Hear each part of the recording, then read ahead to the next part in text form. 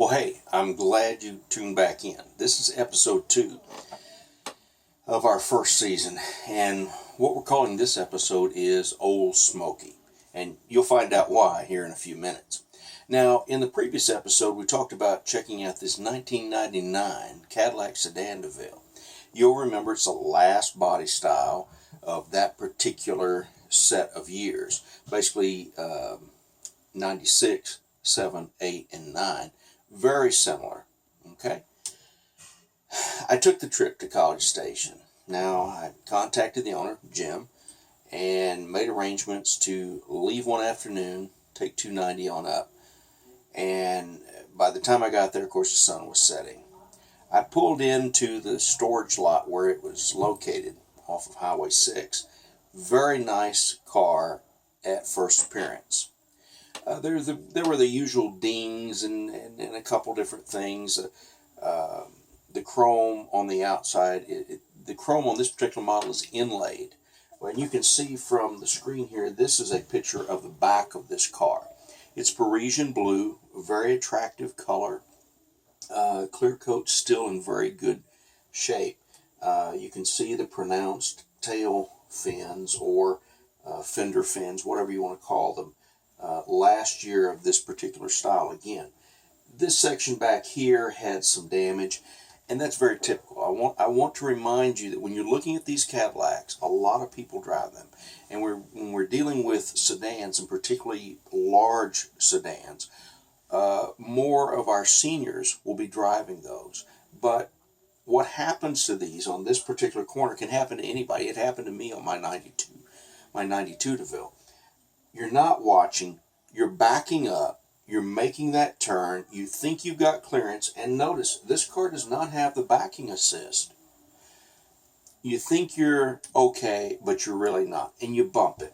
Now, all of this is fiberglass across. This is a shroud. This is about $800 shroud here. What I did notice was not only was this piece loose, this had been readjusted, but right in this area, in the fiberglass, there were stress marks and missing pieces of paint, and they were slithers of paint like that. So when it goes in, it literally cracks, and that's what it's doing what it's designed to do. Unfortunately, it had lost some of the paint, and the paint had come off. Everything else looked pretty good on the outside of the car, the usual ding from the grocery cart or whatever. I looked it over. The front headlights, a little hazy. Very common. The UV rays have a bad effect on these GM headlights. Some people think the heat from the other side accelerates that. Basically, the car has been in some place where the sun has been hitting. It could be a parking lot. It could be just the rising sun while it's under a carport or something. So, not necessarily a big deal. If you had to replace those, we're talking somewhere around $800 or more. To pull those headlights and make them new. Not a big deal, right? So he opens the hood for me and says, hey, how do you like the engine? Well, it's a North Star engine. What's not to like about it? It had the usual oil leak down at the bottom, and very, very small leak, which is very common. The threads in those engines were not very coarse, and so between the rocking of that and maybe loose motor mounts at times, the engine will start to not be sealed as it originally was. So a lot of folks will say, well, the gaskets are going bad. Well, the gaskets are not filling the space because the space is growing larger over time with the vibration of the engine. Motor mounts, a considerable issue on this particular model as well. I didn't crawl underneath the car. I saw the top average age, like we mentioned before, a little bit over 100,000 miles. So certain things you'd expect from that, right? The light didn't come on the hood, nothing big there. And he told me that the previous owner had placed synthetic oil in this particular model. Synthetic oil is a little more costly, higher performance, you might say. Some claim that it gives you longer engine life. Well, it's certainly designed to, and this is a designed engine or designed lubricant. Would I spend that much on this particular model? Quite frankly, I don't know. some folks say it produces a film over the engine, which if you have to rebuild the engine at some later point could create problems or extra work. But with the North Star, the whole premise of the North Star concept was, if the engine doesn't work and is not salvageable, you pull it out and you put another North Star in. That would have been great up through about 2011 when they stopped the North Stars and switched over to a different engine. So are there replacement engines readily on the market? No, not really. Are there replacements? Yes. Are they difficult to find and pricey? Yes. So would you go pull one out of a junkyard, like a pick-apart? Possibly, but think again, the same common issues that you have with all North Stars, you'll have with that. So if you had to replace one, I'm saying let's go with one of the newer ones and not a pick-apart one. So looking over the engine, everything looked good. And of course, the owner was eager to say, hey, you want to look inside? Well, of course I do, don't you? I mean, my goodness. And if he wanted to be on camera, we would have had the camera right there. So he opens up the back, he opens up the door with the remote. I open the back door, this one right here, and I'm a little vertically challenged. Yes, I am. And so I'm not a huge guy. It's not like Michael Jordan bending over trying to get in the car. So my nose is hitting probably the top of this area as I stick my head in. I immediately smell smoke. Now, yeah, I know. You just got it, didn't you? Old Smokey, right? But what I noticed was the headliner smelled like cigarette smoke. Now, if you've been in a pool hall, bar, club, or anything lately, you know that smell. And that smell is on your clothes, it's on everything.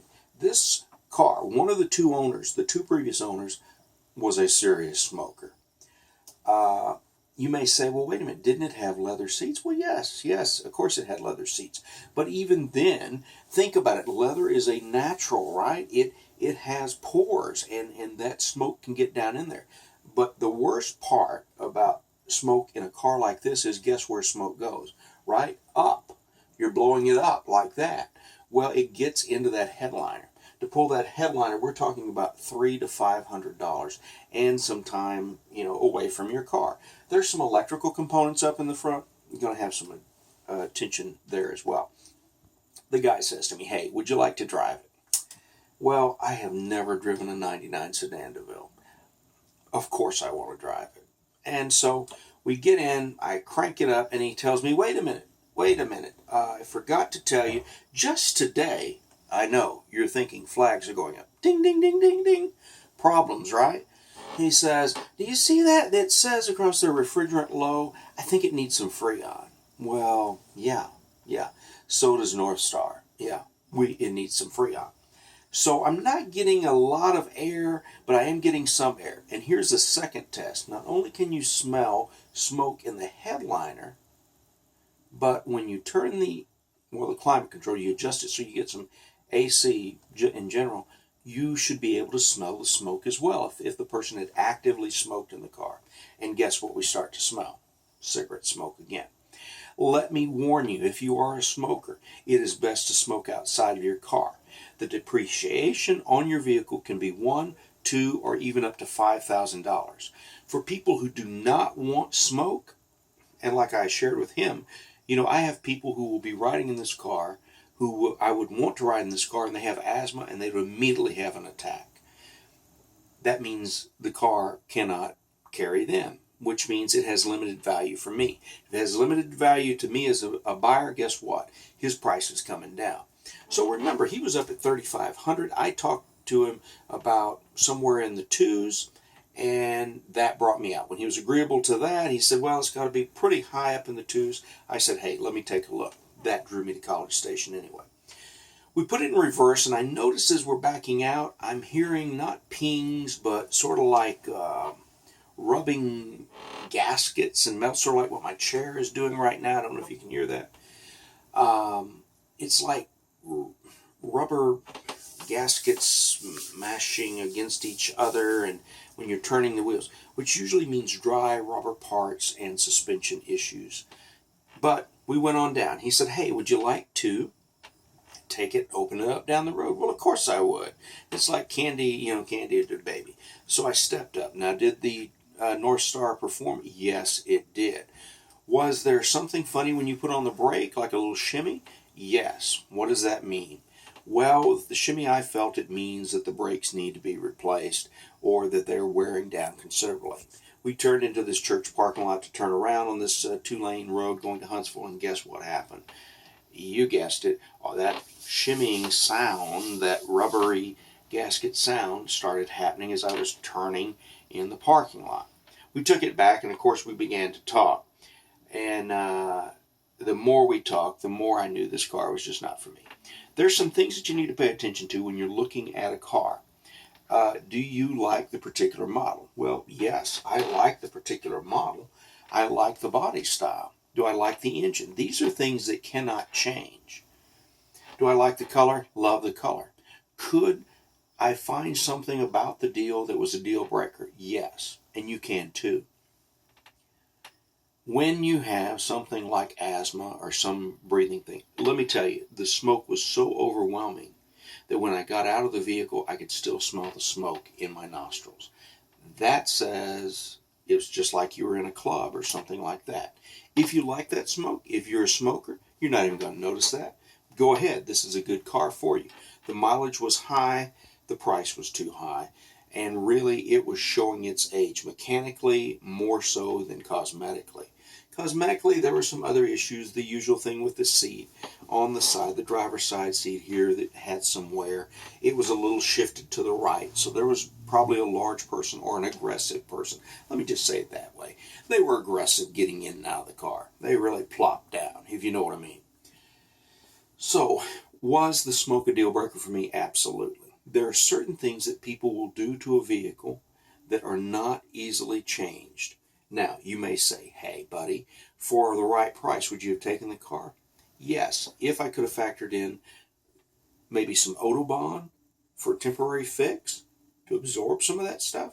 If I want to pay for new carpet, if I want to pay for a new headliner, yeah, maybe. But what do you do about the brakes? Well, you're going to have to fix the brakes. What do you do about the outdated sound system? You live with that, unless you want to destroy the value of the vehicle. Does it need new tires? Yes. So look at things that are changeable and things that are not. The color on this car, I would not change. It is exceptional. The other minor things that need to be fixed, touch-up paint, some buffing, excellent car. Tint the windows, put your pinstripes on, whatever you need to make it your own. Would I take this car across the country? No.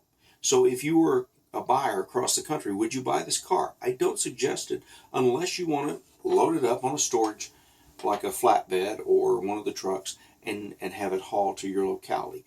This is definitely a short-term vehicle. This is a vehicle that will get you through. This vehicle on the books was baseline $1,444 up to $2,500 from a private seller. Now, that's not what you'd get if you tried to take this car and trade it into a dealership. You know how much you'd get? Anywhere from $400 to $746. Not a lot, but can you see the markup? This is a business, so this guy was asking a higher price by about $1,000. Now, just in the last few days, I saw that he dropped the price down by $500, and even today, as we check, it's starting to disappear. So why did it do it? I don't know. But old Smokey here would have been a good car for a smoker who needed a short-term vehicle. Where are we going next time? Well, I guess you're just going to have to tune in to find out. We're always on the hunt for Cadillacs, anywhere, particularly in the Houston area, but we'll go anywhere to take a look at those things. If you have pictures of cars that you found or your car and you'd like us to evaluate that, we'd love to put your car on the Cadillac Hunter. So go ahead and comment to these sections. I'll get back with you and we can start up a conversation. If you know of others in the Houston area and you want to go ahead and give us a thumbs up on some of these, we'd love to hear your comments. Use the comment section down below and we'll be back in touch with you next week. Not going to share with you what we're doing next week, but it's going to be special. You don't want to miss it. See you then.